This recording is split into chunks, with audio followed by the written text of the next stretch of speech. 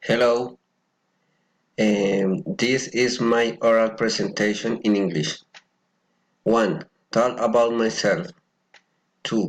Tell a travel experience. 3. Talk about the climate of the place and give it recommendation. 4. Give a recommendation to go to this place. My name is Juan Camilo Bermúdez Galindo. I am 27 years old. I am a student of the business administration. I work in the international airport. I am married. I have the 3 years old son.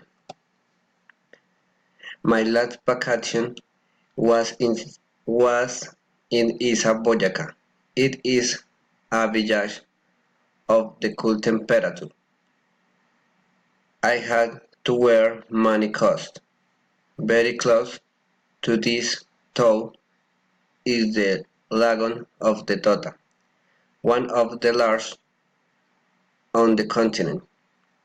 In Isa people are very friendly and trade once their town alone you win nothing garbage in the street.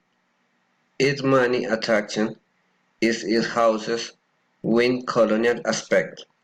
The picture 1, 2, 3, 4. To get to this site, I recommend you go in your own car so you can walk the gap